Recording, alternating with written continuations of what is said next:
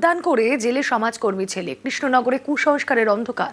এই অন্ধকার জানেই না যোগদান করলে কিভাবে জীবনের আলো ফোটে।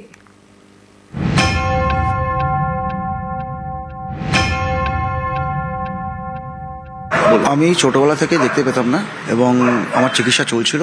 আমি কয়েক বছর আগে মেডিকেল কলেজে যোগাযোগ করি এবং কোনো একটি স্বেচ্ছাসেবী সংগঠনের মাধ্যমে তারা আমার কাছে যোগাযোগ করে এবং আমার চোখের কর্নিয়ার গ্রাফটিং করানোর জন্য বলে এবং আমি কর্নিয়া পাই।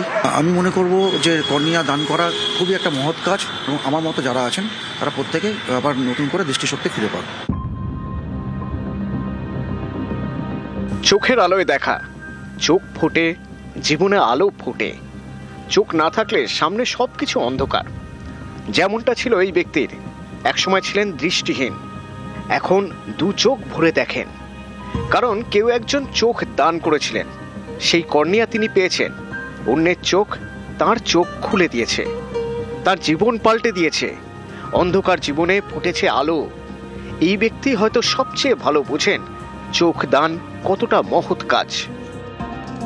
আমি ছোটবেলা থেকে দেখতে পেতাম না এবং আমার চিকিৎসা চলছিল।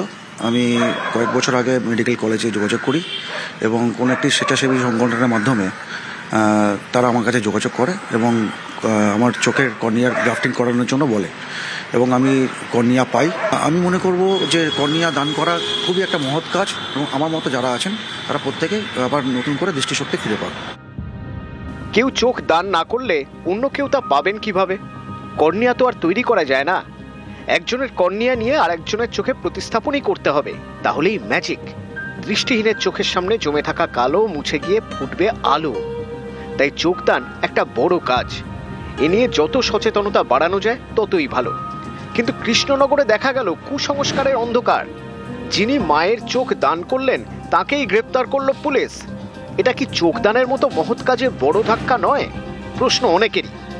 কর্নিয়া দান করা খুবই একটা মহৎ কাজ এবং আমার মতো যারা আছেন তারা প্রত্যেকে আবার নতুন করে দৃষ্টিশক্তি ফিরে পাবে। নিউজ 18 বাংলা। সরকারি জায়গায় বড় বড় গাছ, সেই গাছ কেটে সাফ।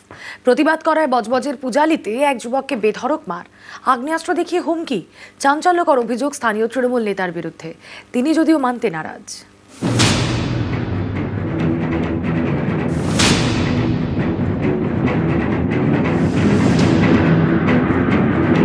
দক্ষিণ 24 পরগনার বজবজের পূজালিতে সবুজ ধ্বংস।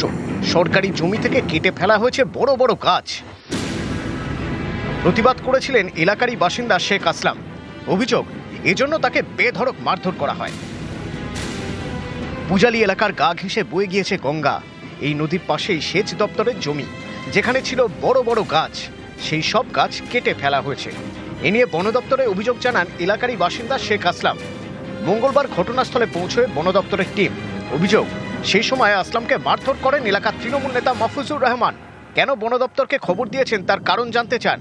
আগ্নেয়াস্ত্র দেখিয়ে হুমকিও দেওয়া হয়। রেহাই পাননি তার বন্ধুও। এরপরেই পূজালি থানার দ্বারস্থ হন আসলাম।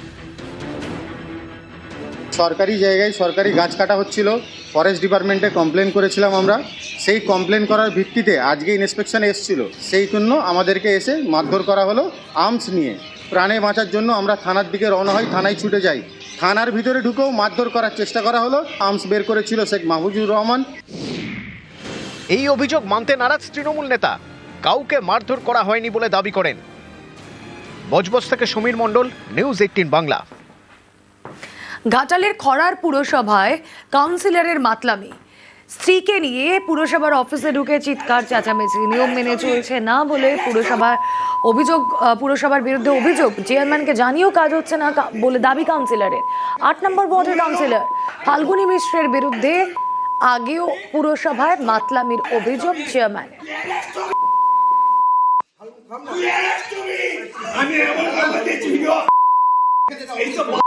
আমি আশা করব সমস্ত পৌরসভা যেমন চলে খোড়ার পৌরসভা সেই মতোই চলবে। প্রতি মাসে একটা করে বোর্ড মিটিং হবে, কাউন্সিলররা জানতে পারবে তার এলাকার কি কাজ হচ্ছে, মানুষের কোথায় প্রবলেম আছে, ক্ষোভ আছে, এগুলো তো জানা উচিত। 2022 থেকে আজকে 2026 সাল চলছে, 10টা বোর্ড মিটিং হয়নি। সবথেকে বিষয় আমার উপর চড়া হয়েছিল এই একটাই কারণ, এই পৌরসভার বেশ কিছু দুর্নীতি আছে যে দুর্নীতিগুলো আমি জানতে পেরে যাই। তো ডকুমেন্ট পেয়ে যাওয়ার জন্য আমার উপর চড়াও হয়েছে, চড়াও হয়ে কালকে আমার উপর মারধরও করেছে। সব থেকে বড় বিষয়, এমন ডকুমেন্ট আছে আমার কাছে, চেয়ারম্যান সাহেব অ্যারেস্ট হতে পারেন আমি যদি কোর্টে সেটা সাবমিট করি। আমাদের সঙ্গে কোনো বিষয় নিয়ে ও আলোচনা কোনোদিন করে। সে বিজেপির কাউন্সিলর ছিল, আমাদের দলে উপর নেতৃত্বকে ধরে ঢুকেছিল। একটা দরকার পড়লে ফোন করলে পাওয়া যায় না। আমরা ওই ওয়ার্ডের কোনো প্রয়োজনে তাকে কোনোদিন পাইনি।